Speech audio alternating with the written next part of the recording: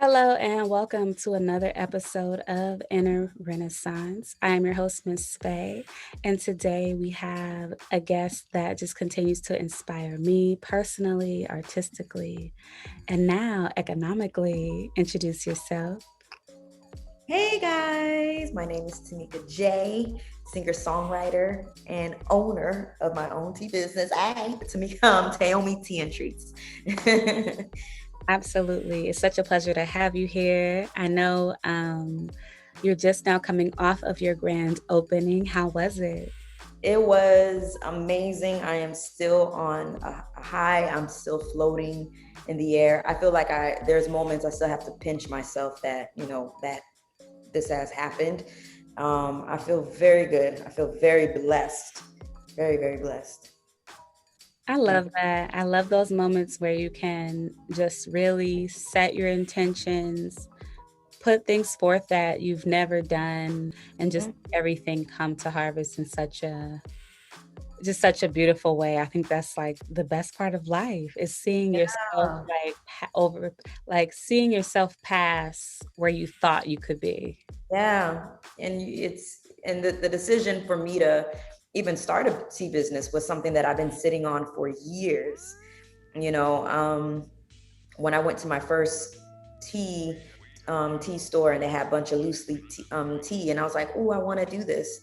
And I don't know. And then something happened during the pandemic where it was just like I had to um, face Tamika in a lot of things, musically, spiritually, physically, everything, business wise. And then so now I'm at the point where I'm like, I don't want nothing to stop me. And so I am ready to do whatever I need to do. And one of the things was opening up a tea business. I love that. It is interesting how it usually is some type of moment of a trigger or just a stress or just something not going how we expect that usually pulls those things out of us that we didn't even know existed and just gives us the extra strength even Yeah. over time to just expand. Yeah. Exactly. And that's exactly what the pandemic for me taught me during that whole year. Because I realized I love doing music. I love being a singer songwriter. I love being an artist. But then I asked myself, is that it? Do I want to just put all these amazing music out and that's it? Like, what else is there in me? And then so during the pandemic, just me, just like, getting more into myself. I realize I want to be a mom. I want to be an entrepreneur. I want to be a wife, but very much down in the future, not today, but like, things like that. So I realize there's so many things I want to do besides just being an artist. So 1000%. Like, thank goodness that we were able to come up in the age where you can have a multi hyphenate, where you can pour into different sections of your garden, if you will, and enjoy different aspects of your personality and just feel through different modalities of yourself. Like, I just think that's the beauty of existence in the first place is to expand yourself and to try things and have a yeah, good time and just play. Not everything, even something I'm continuing to unpack is that not everything I love needs to be monetized, or even if it is monetized, it doesn't have to be the thing that makes me the breadwinner. Like exactly. maybe like that is the side hustle and I also can explore other things. You know what I mean? Exactly. Yes, that's shit, you said it. Yes, you said it, everything that was in my mind because I do pole dancing and part of me, the business side of me is like turn this into a business, do this. Like I still intend on doing like pole workshops, but is that something that I'm trying to like have a business plan and things like that? Not really. I just want to do it because it's fun. The workshops that I plan on doing it are fun, but I'm not everything that I want to do or everything that I'm good at has to have this like big business plan and things like that. You know what I mean? It could just really just be for fun. Absolutely. And I think, especially in regards to music, like for me, releasing the attachment to that needing to be my cash cow is helping me to have a good Yes. time again, because Yes. I'm monetizing something. Once I realized, okay, Faye, like you're a businesswoman, you need to start moving like a businesswoman. Like, okay, let's learn the business, let's learn the marketing, let's learn the branding, let's learn the audio engineering, let's learn the, and it's like, I started looking at the numbers differently. I started looking at the engagement differently. And yes, I'm happy I learned what I learned, like in terms of the science and the psychology of why people like what they like, and learning how ads work and branding works. But at the same time, every time I dive into that, a part of Mhm. my artistic inner child brain is like, gets really Yes. hesitant. Woo. Right.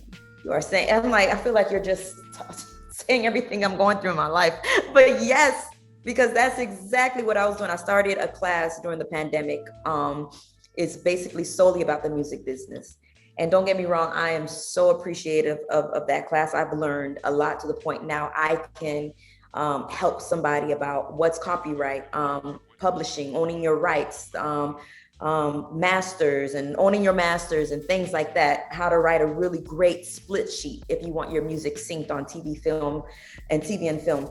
But what was happening was that I was getting so much into the business that I felt like I had to think about, when is the last time I picked up my guitar and wrote a song? When is the last time I wrote, a poem or something like that? I just wanted to make sure that my creative juices weren't being blocked because I was being heavy on the music business side, you know? But it's just basically finding that balance. So, Absolutely. Or even in sometimes I just peruse through Clubhouse just to see what the heck, because it's always just a whole different situation on that app. But I stumbled into this room of music managers and marketers, and they were saying that one thing artists have to realize is that it truly does take a village. It takes a village to raise a child. It takes a team. It's a beautiful thing that I think that we both have, and Black women just have this, I'm going to figure it out anyway, and we do every time, and we're excellent at it. And but I'm also realizing when it comes to truly trying to like elevate at a certain point, there's only so much one human can do, one woman can do, one Black woman can do, especially at an indie level, which is why I started this podcast, because I'm like, I'm so tired of even remotely pretending that this is simple and that I'm just parading around having a great time. Like, I'm truly figuring so many things out, which is why I always, for me, I end up I'm just now realizing I go into flight, like fight or flight. Like I just kind of disappear for a second. Like, okay, what mistake did I make? How did I want to do that better? But yeah. even separating, like, do you struggle with separating your self, your ego from your product, your music, your brand, your Oh my company? God. Oh How yes. do you manage that relationship? Sometimes it's a struggle at moments, especially when it comes to my music. My music, all my songs are like my babies. They're like my children. So to entrust my songs to somebody else, it's a hard thing because I know my music. I know the brand. I know what my music needs. But at the same time, somebody probably will be like, hey, let's do this with the music video, or let's do this with your social media.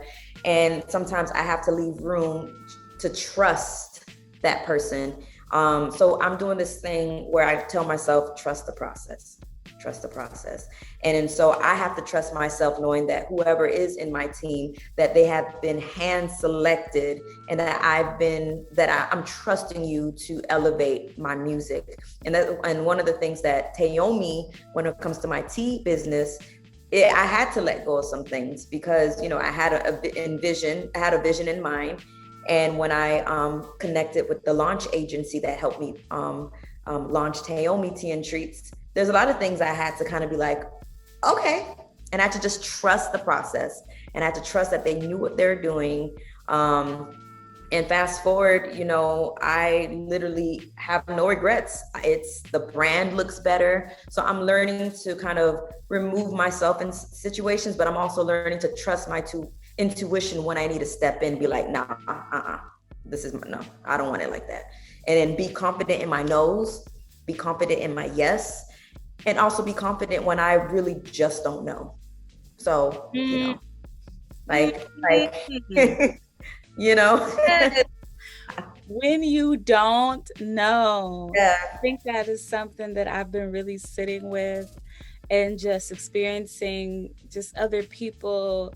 I literally can feel their body tense up when they're realizing they don't know and they Yeah. don't want anyone else to know I they don't know. know. And it's I like, know. I'm looking at them like, it's okay. It's Not okay.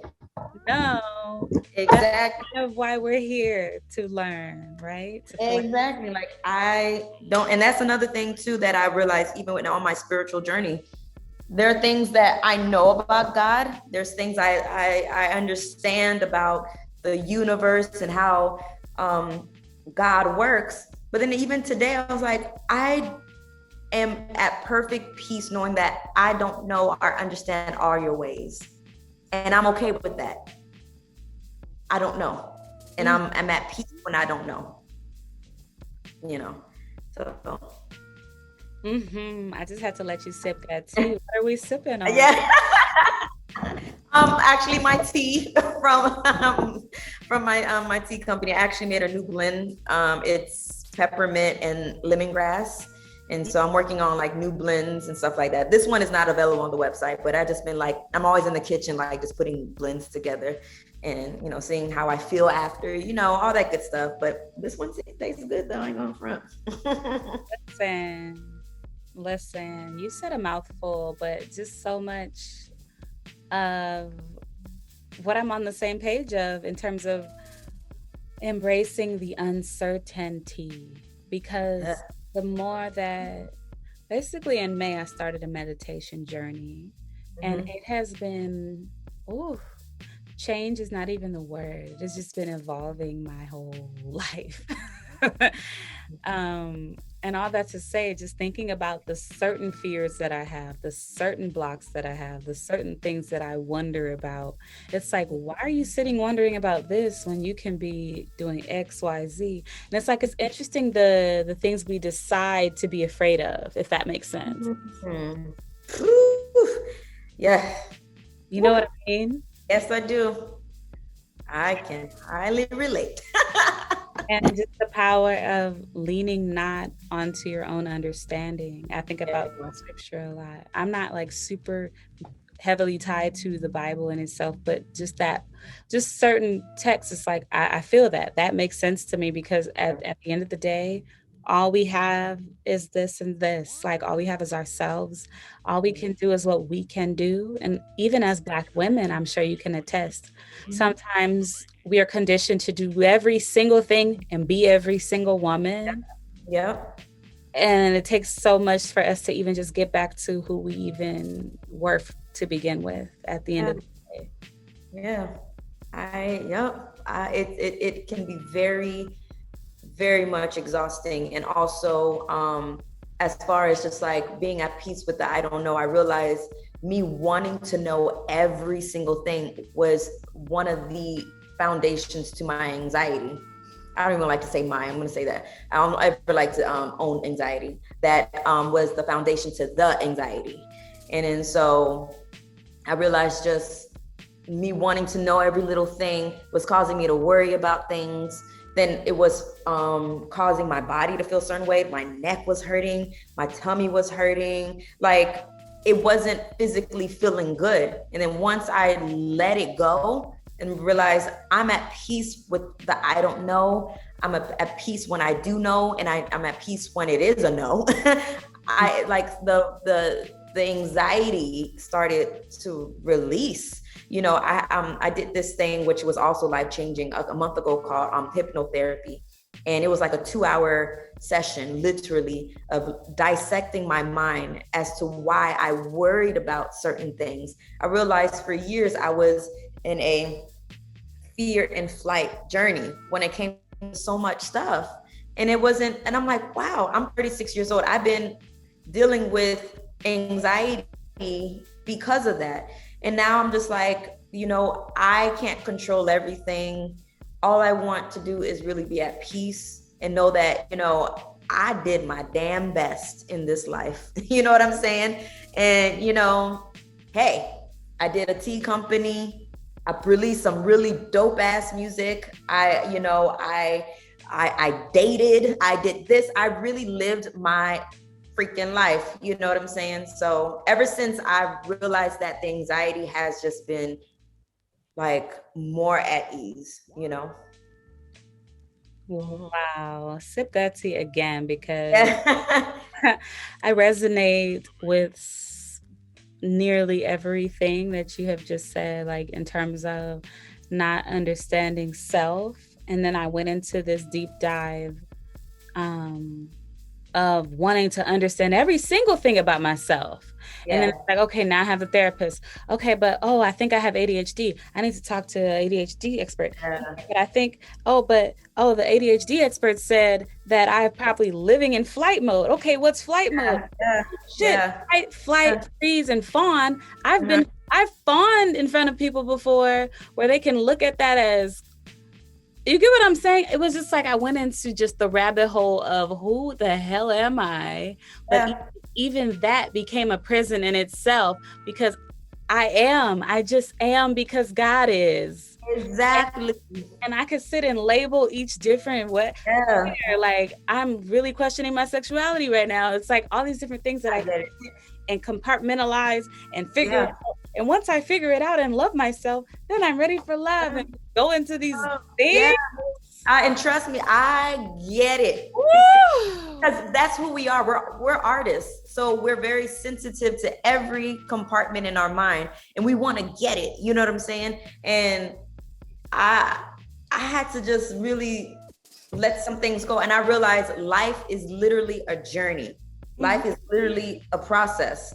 I may, the anxiety has, calmed down a bit, but then there might be something in the future that I probably did not prepare for. But now I have the tools to help me for that, whatever that future thing is, and I also just realized that shit, just feeling anxiety, that shit don't feel good. That shit is not of God. Let me say this. There is certain anxiety that is supposed to, protect you. Like if I see a big ass snake in front of me, I'm not gonna be like, oh my God, snake. I'm gonna want to protect myself, jump out the window. You know what I'm saying? So there is certain anxiety that you're just like, okay, it's, it's supposed to protect you. But there's some anxiety that I was experiencing in April. I was like, oh, hell no, that is not. My blood pressure was high. My neck was hurting. I was feeling dizzy. I'm like, that is not of God, of joy, of anything. So, and then I had a conversation similar to this to my friend. And because we're artists, we kind of want to sometimes rush the healing sometimes. And we both were just like, we have to realize that let the healing process in its natural, authentic time. So, sometimes you're like, okay, so I realize I'm this, so let me go ahead and try to read all the damn books. Just chill. Because that can cause anxiety. It did. It did. And then I was just like labeling. I had all these labels on myself, and it was like, I'm a child of God. That's the only label that I can really just live with and die with, Everything else is just something created by man. You know what I mean?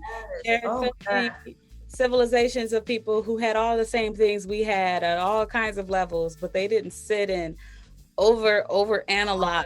They were just being. And I realized this whole life situation is the way things that I was taught in the church, things that I was taught by my elders, it really is that simple. I mean, don't get me wrong, there's hard things in life, but I realized even with God, I realized I had anxiety around my spirituality.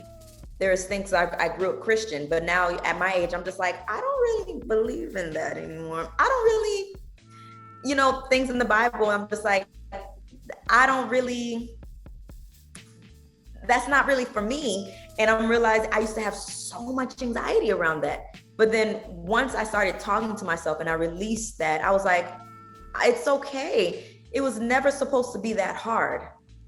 It's okay that I have different beliefs, that I don't really believe that much in that anymore, but my foundation stays true. God is still the center of my life. But, I'm just like, it's okay, Tamika, if your thought process is different from your mom or what the pastor said and things like that. It's okay. It never had to be that hard. Make it simple. God is love. God is healing. All that other stuff that, the church would talk about. I'm like, yeah.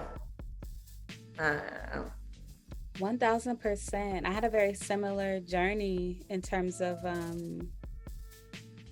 really just being brought up with loads of fear and shame instilled and programmed into me. That's the best and most vague, that's the best way I want to say it on this podcast.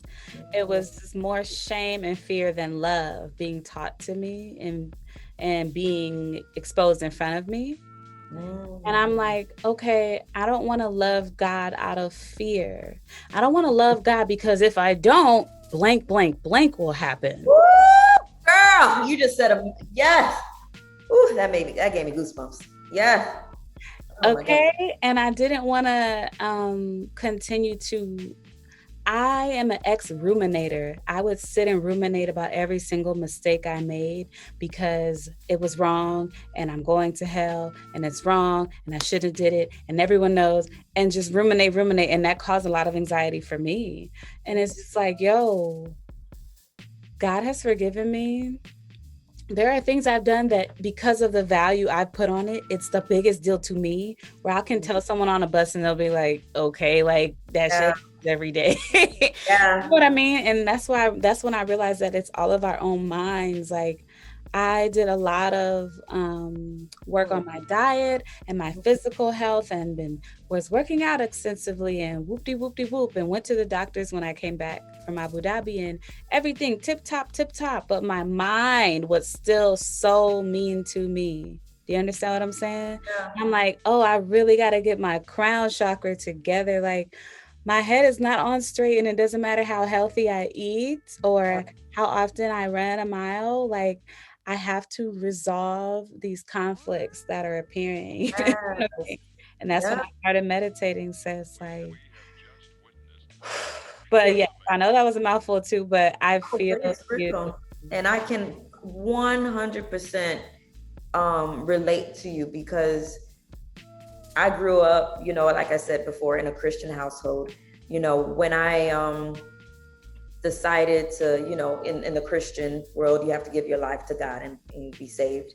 And when I did that, my mentality was, God is love. Oh my God, I'm so happy just to love God and that God loved me. That's all I wanted. Then little things started happening. If you do this, you're going to hell. If you dress like this, you're going to hell. If you wear this kind of jewelry, you're going to hell. Everything was then God, this loving God turned into this monster. And I realized for years, through hypnotherapy, through my meditation, and through prayer and self-reflection, I was holding on to this fear of God, So sometimes even when I would go to church, because I love worship, I just love worship songs. And I would just be in church like, I felt there was still some kind of anxiety through that. And also I went through a really horrible church experience. I've been church hurt really bad. And so there was just so much anxiety around my spirituality. And it was kind of weird, because my spirituality gave me peace. It was my foundation with a lot of things, but at the same time, it was still kind of giving me anxiety. So I realized that I had to, and I'm still working on it, changing my mentality of God. Because when you hear that if you have sex before marriage and you're going straight to hell, as a child, you're just like, okay, if you do this, then God's gonna curse all your family. You're just like, oh my God, like it's been like ingrained in me. And I just realized, even at my age right now, when I did the hypnotherapy, I was like, shit, I've been holding on to this. And that thing, I mean, like, I really bust out crying. Like, I was like, wow, wow. That is so deep and just so relatable. And I'm just so grateful that you're even vulnerable enough to open up about all of that, first and foremost, because it is a lot to unpack. It is a healing process. And I'm just realizing, like you said earlier, like it's a daily practice. It's a daily process. It's not this thing I can run to the end of the tunnel and get to the light faster. That's not how it works. You know what I mean?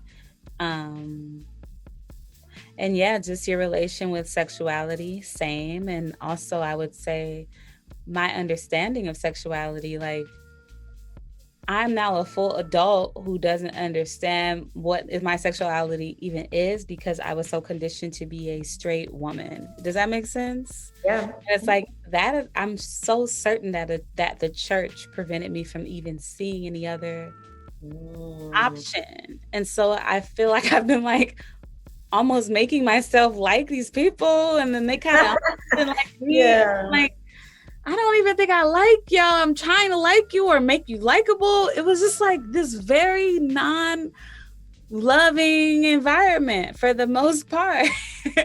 And it's just interesting how, and psychological, how our upbringing really can craft those core values, those core insecurities as well. Yeah, it can. And when you think about, just, I still don't know to this day what one pastor talks about sex, when it comes to physical sex, when it comes to wanting to have sex before marriage, when it comes to individuals processing their sexuality, whether, do they want to be, included in the LGBT plus community. Like, I have yet to hear one pastor talk about that, but that's something that is needed because we are individuals. We are sexual beings, you know what I'm saying? And so, growing up for me, having sex before marriage, that was like, oh, no, you don't ever do it. But then in my mind, I was like, I was always,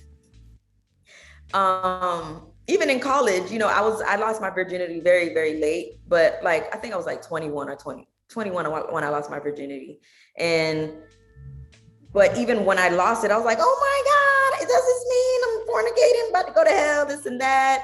But then at the same time, I know for me, I'm a sexual being. I think sex is beautiful, but I was not taught that, in the church, unfortunately. They make sex a very forbidden thing. If you think about it, you're going straight to hell, so yeah, I can go on and on about this topic, but 1000%, like, I'm resonating 1000%. I'll never forget hearing one of my old pastors say, like, wear a difficult belt, like, flee. It was just flee from fornication, flee. It's like it turned into this thing to run away from. But for a young person, period, with a budding sexuality, with budding hormones, it's just going to make you say, oh, what are we fleeing from? You know what I mean? Yeah. I'm sure that's everybody's experience, but it's just so interesting how that language can really mess you up, because then you're attaching all this shame to yourself for doing something that your body is literally telling you to do on a consistent basis. It's like your literal body is like, do it. And I can't even imagine how it is for cis men, Black men growing up in the church, and it's just like, don't do it. But everything you see on TV is like, do it. Yeah, it's and my thing at this point is just like, be safe. Oh yeah. Be safe. That's my only. I can't tell nobody how to live their life. I just pray that everyone takes care of themselves. I love myself and I take care of myself. So the people that I exchange that energy with, who don't exist at the moment, they're going to love themselves and take care of themselves at that same level. And we're going to enjoy that about each other. That's equally yoked. You know what I mean? When people ask me, because I used to do have a mentorship program. I mean, I used to be a part of a mentorship program, and when some of the young ladies would talk to me about like, you know, sex and stuff, a lot of the other counselors would be like, "Don't do it. It's going to be bad." Blah blah. And then they'll come to me, and I'll be like, "Are you ready for the responsibility that comes after sex?" And they'll be like, "What do you mean?" I'm like, "Do you have the budget to buy condoms if he doesn't have it? Do you have a doctor to go to the gynecologist if something happens? Are you ready for these things? Are you ready if, let's say, the condom, you know, gets lost in you? Are you ready to deal with a possible pregnancy?" And then when they hear that, they're like, "Oh, now they can make the decision themselves." Instead of me saying, "Don't do it," I'm like, "Are you ready for the responsibility if you fall in love with this guy or this woman, but they don't love you back?" And they're like, "Okay. What can you say has been your biggest conflict? And how have you surpassed it to get to this point? Right now, the first thing that I would say my biggest conflict, and I just had a conversation with my therapist yesterday, is my financial issues. There's so many things I want to do, not only with my tea business and not only with Tamika J music, but just in life in general. And I feel like the conflict that I've always been struggling with has been money. And yesterday when I was talking to my therapist, I cried, but I'm always like in tune with different how I cry. Sometimes my tears are from frustration. Sometimes my tears are from, I'm just overwhelmed. Sometimes my tears are just from like, "Oh my God, I'm so blessed." But when I cried to my therapist last night, it was so different. I felt the tears came from being hurt. The fact that I've been praying to God for years about financial healing. I'm not somebody to just talk about, I want a financial blessing and sit on my ass. I do the work. I make sure that my worth ethic is good. And when I cried last night, I realized, ooh, this cry is coming from a place of pain. Like I was boohoo crying. And I could tell my therapist, you know, we have therapy through Zoom. I could just tell she wanted to just like grab me through the screen and just hug me. And I would say has been the biggest conflict. And the way that I am trying to heal and from it is I'm doing this thing where I'm trying my best not to worry about a thing. I do have my conflicts with, you know, just wanting money, and then there's always a lack of it. But I'm trying to just be like, "Okay, God, I know you got me." And counting my blessings. I woke up, I have food in my belly, I have a full gas tank in my car, I'm healthy. My Taomi business is going very well, even though it's new. I'm trying to now think more of the positive. But I'm also the type of person, I have to feel my feels. So I gotta cry. So that's my conflict, and that's how I'm surpassing it. Thank you for sharing that, because my goodness, so many people, including myself, feel this. I want to stop saying the exact same way, because I think we all feel things at different levels, but I couldn't relate to what you're saying more. Just the up and down with my relationship with money. But even worse so, like, I can't fully say like, yeah, I'm out here working my ass off. Like, honestly, every time I go try to do it in any way that doesn't feed my soul, I literally become more depressed. And it's like working harder, I'm not working smarter, and I'm not enjoying my life.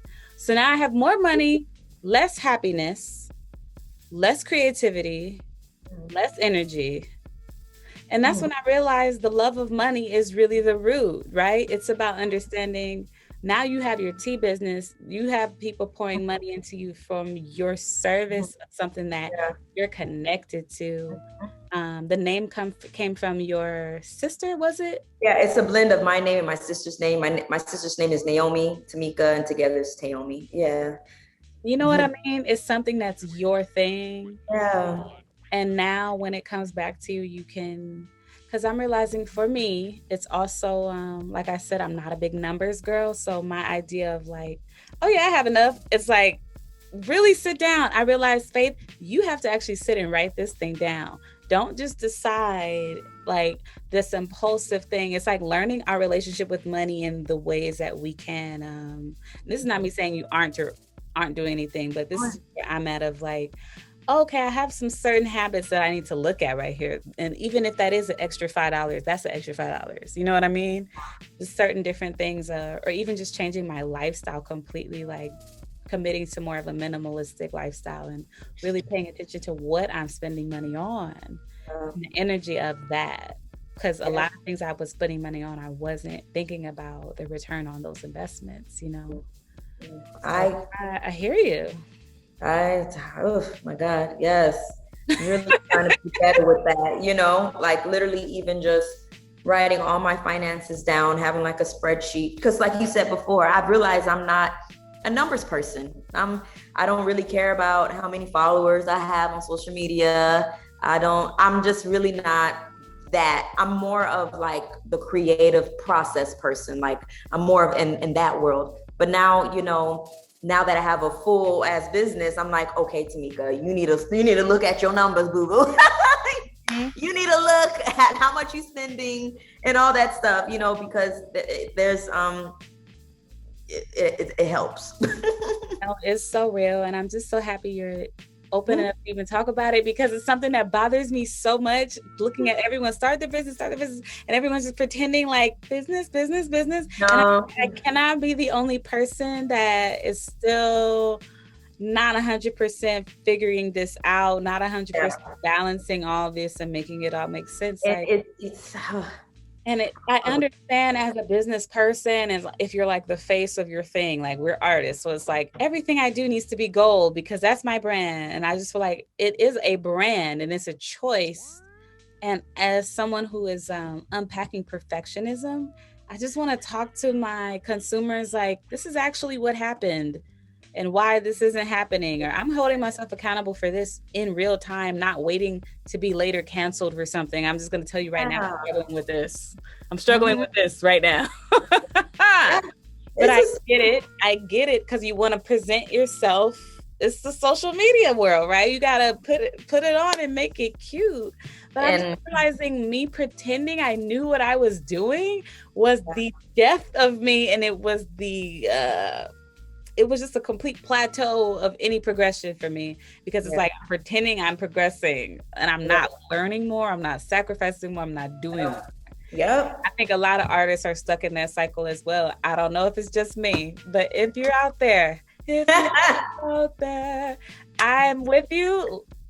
Change your ways, change your mindset first. That's what the meditation is for. Because your mind will tell you all kind of things. Oh, you don't need to go to the gym today. Oh, you know you really want some pizza. Oh, you know you really can't do that. Oh, you know you aren't blank enough. Oh, you know you're lacking blank. And it's just like, yo, and that's fine. Appreciate you, Ryan. We're moving exactly, but I'm gonna do my thing, because you know when I did Taomi Tea and treats, when I thought it was going to be easy breezy, lemon squeezy. I thought all I needed to do was, okay, let me get some tea, put my name on it, boom. And then God was just like, no.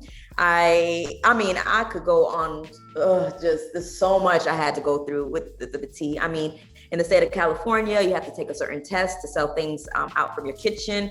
I'm thinking the test was going to be easy breezy. Child, no, it was not. I had to study. So I said, Tamika, I had to give myself a pep talk. I said, Tamika, if this business takes 2 years to launch, it's going to take 2 years to launch. It's okay. I don't want to half-ass it. So when Saturday happened, like during my speech, I was literally on the verge of tears. I already cried that Saturday morning, but I was just like, I did not want to half-ass this thing. I took the test. I passed my first try. I found an amazing wholesaler to give you guys some quality tea. I made sure that, you know, I was a part of every process with the launch agency. Shout out to Lavish Launch Agency, by the way. And I was just like, and so I'm happy. I'm content. It took me a year and some change. I would say a year and a half to launch Taomi Tea and Treats.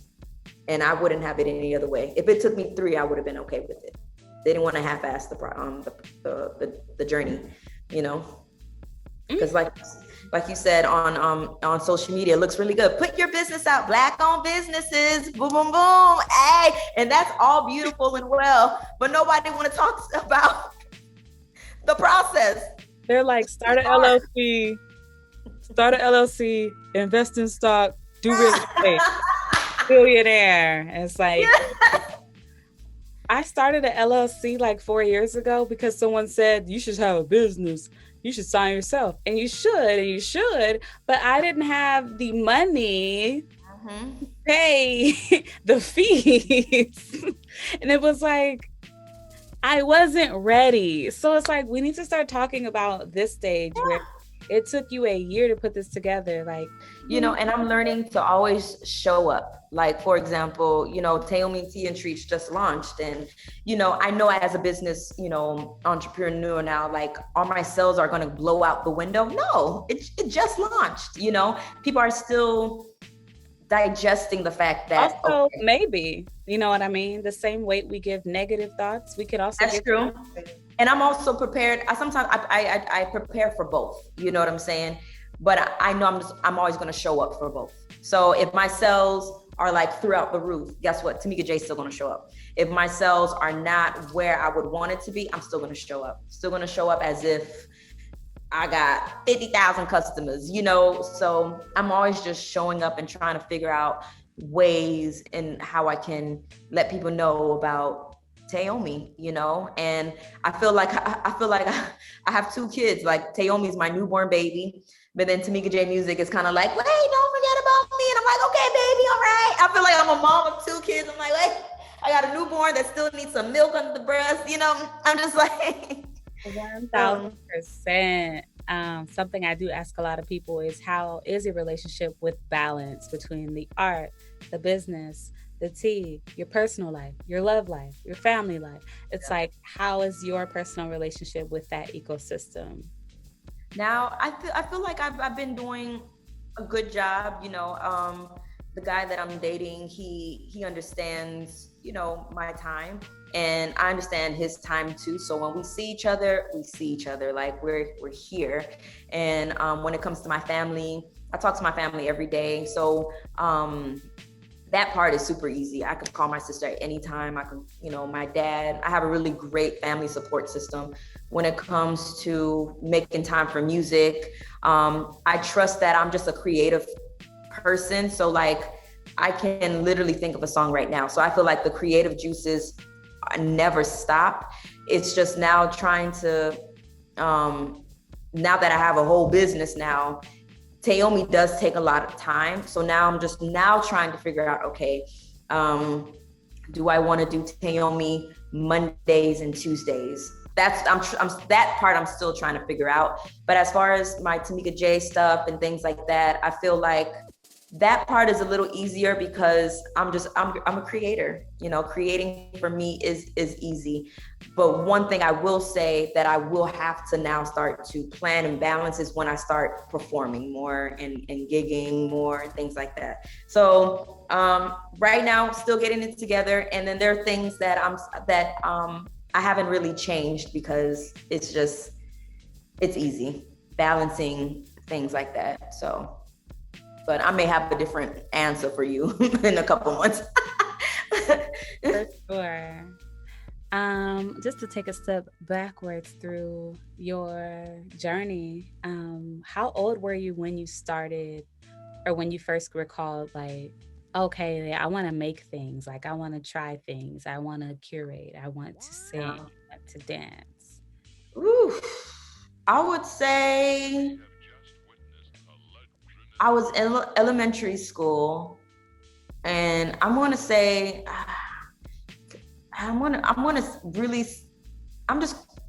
I know I was in like first grade, whatever that age is, maybe 9 or 10. And I knew, oh man, this is gonna be so corny, but like, I remember I was in my mom's bathroom and I was looking in the mirror, and I just remembered, I don't know, I just remember sitting on the sink and I said to myself, I wanna be a bird and I wanna fly. And I just knew, I just wanted to, I knew even in that moment, at that, whatever that tender age was, I wanted to soar.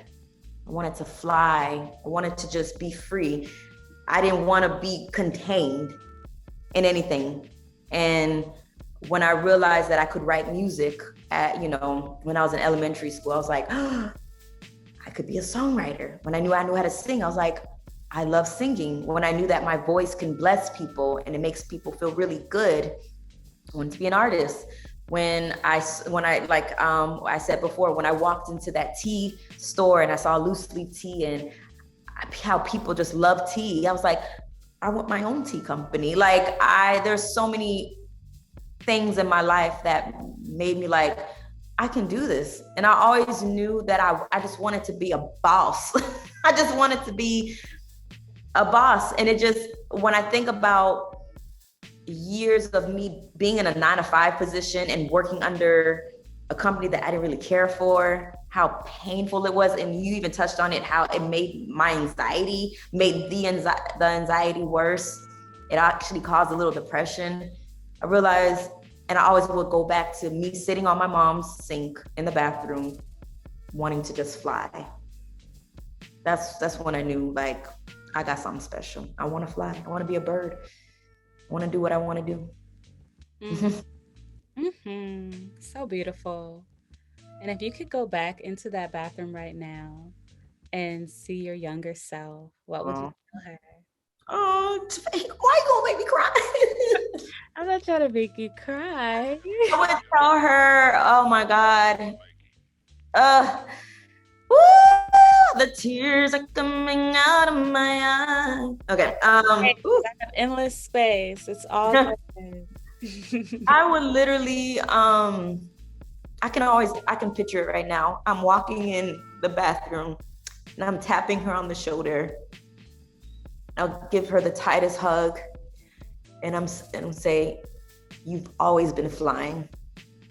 And I will tell her, I'm so proud of you.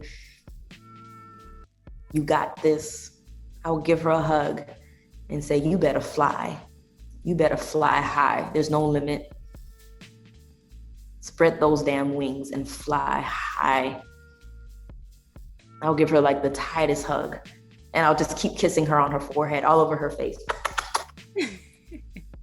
And I'll grab her and say, you are so beautiful.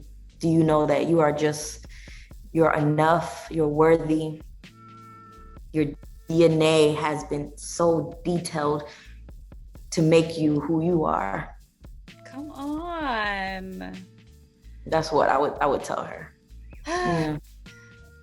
I mean, what do you think after that? That is just so deeply beautiful. I can't even. I'm so proud of you. I'm so happy for you. I'm so grateful that you exist. I'm so happy to have met you and that you came into my little neck of the woods. Yes. And I'm just excited for more people to be able to experience everything you have to offer, whether that's through the tea, through the pole, through the mic. Listen, we have options, and that's what I love about you. You never allow yourself to be boxed, just like you said. And let me ask you this actually, just for the people, what is one record of yours that you want the people to go listen to right now? And what is the tea right now that you would recommend someone who walks into the store? The song I would definitely recommend is my latest single called Skin, and it's available on all platforms. You can find it on my music website. That's www.tamikajmusic.com. That's literally the first thing you see when you go on the website. And as far as the tea, I've realized that the customers, I'm speaking for the people, they love my blend called Feels Like Home. It is blended with peppermint, ginger, chamomile, and lemongrass. And it literally feels like a warm hug in a cup. And I would definitely recommend that tea. You can find Feels Like Home blend on my tea website at www.taomi.teaandtreats.com. I love it. I love it. And I'll put it in the bio as well, the caption rather. And just to wrap up this interview, this has been amazing. Thank you so much. What is one thing that you are currently grateful for? I am grateful for this interview. I don't think you understand how much it has fulfilled me in so many ways. I'm very grateful for you for even thinking of me. I'm thankful for your energy. I'm thankful for learned lessons, whether it was uncomfortable or it was, even if it made me cry. I'm thankful for learned lessons because it made me the woman I am today, made me the artist I am today, the entrepreneur that I am today. So I will take the L. Instead of saying loss, I say lessons. I'm very grateful for learned lessons. Absolutely. And just starting over as you have your new locks. I just got my little locks. Yes. I just can't wait. I was just like looking at the future version of you just once they start like. I can't wait. So to our future selves, like, get ready. Yes. Yes. It's been another episode of Inner Renaissance. Thank you guys again. Check out my girl Tamika J and stay blessed. Thank you for listening to Inner Renaissance. I know my words won't connect with everyone, but they will resonate with the right ones. If this was your cup of tea, there are many ways to support. You can share an episode with a loved one, leave a review on Apple Podcasts, or donate directly by heading over to the Inner Renaissance store at MissFayCreates.com. Thank you so much, and I hope you stay blessed.